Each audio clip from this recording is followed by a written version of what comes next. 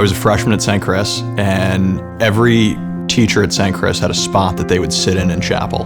They would sit there in the same place for years and years. And Ron Smith would sit in his familiar perch on the stairs leading up to the second story of chapel. And that was how we first noticed Ron. When he started, he was more a football coach, and he came from the University of Richmond.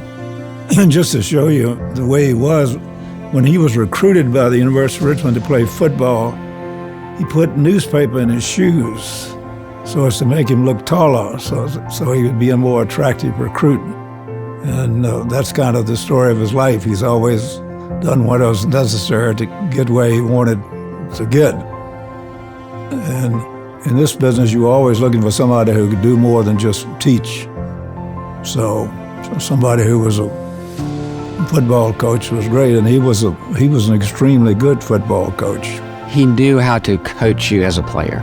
He could absolutely tell you exactly what you needed to do to execute the play, move your body, position yourself in a better position for the tackle.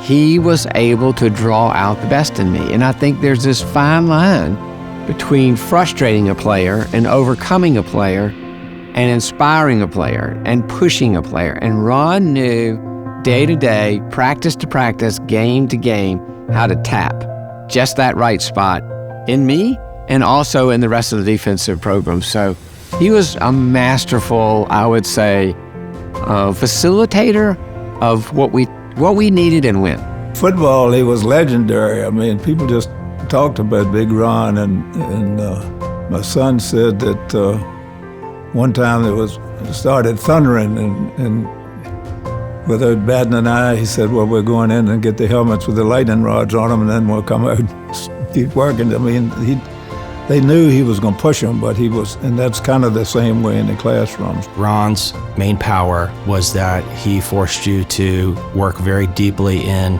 text and to understand where a piece of work or literature was at the 30,000 foot level, but you also had to get down to the granular. You had to get down to every single word. And you know what? He was right. And so words matter.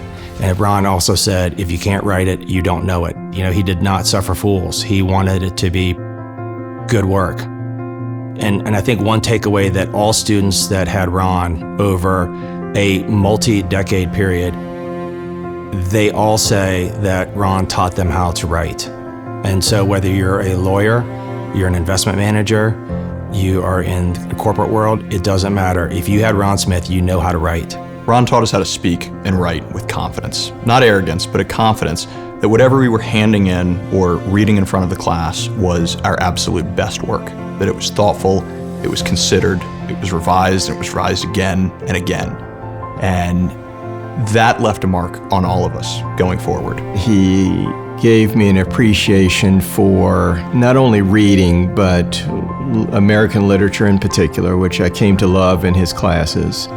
He gave me an appreciation for accountability, which is something that he expected and in fact demanded in his classes.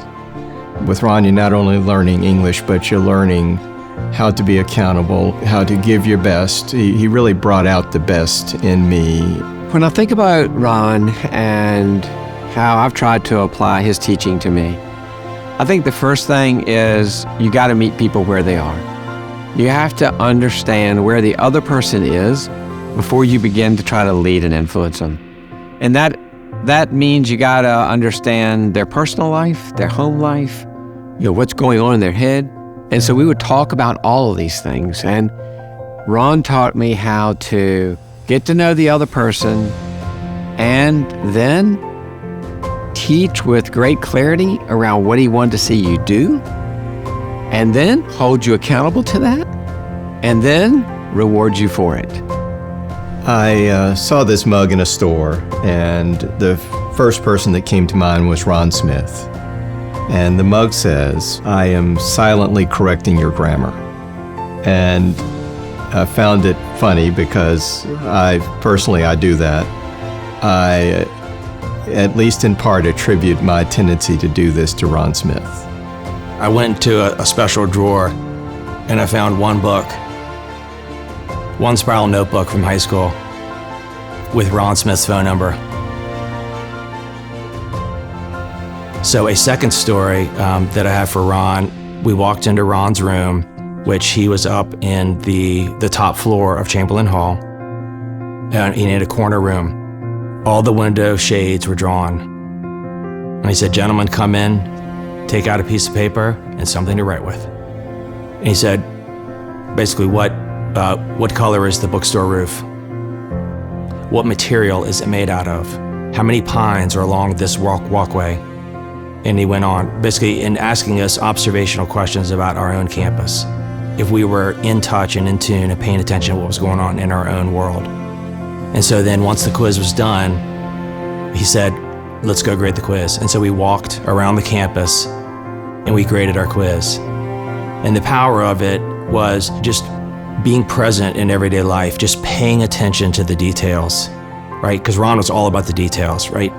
And so from that moment, I think the real power to me was the fact that I ended up just started paying attention to everything around me. In the end, that basically created a whole new treasure trove of just ideas and vocabulary and just thoughts on, the intentionality that somebody else did something or why they maybe put that, that material on the bookstore roof, or just being generally observant. I firmly believe that the English department at St. Chris is one of the finest collections of educators you'll find anywhere. And Ron Smith is the North Star of all of that. For 50 years, he's taught boys, and he's taken boys to a level where they are able to produce a body of work that beforehand they had no idea they were capable of. Big Ron, congratulations on a wonderful career. You've done a heck of a job here, both as a coach and as a teacher, so best of luck to you. Ron, congratulations on your retirement and on 50 years spent here at St. Christopher's. And all of us are incredibly lucky to have had you. Thank you. You have ignited a passion inside of me since 1986 to be the best person I can. I would not be the person I am today without that foundation from you. I am so grateful for what you have done for me that I find it hard to put it in words. But please know that I am forever grateful for what you have done and all the people that I may have touched in my life and done good in my life. You are the cornerstone of that. Thank you. Every one of us has someone, often many people, to thank for influencing us, lifting us, and inspiring us. And you are the one person in my academic career who I have to thank the most. I thank you for your dedication to St. Christopher's, for your passion for learning, for your love of your students, and for your commitment to our futures.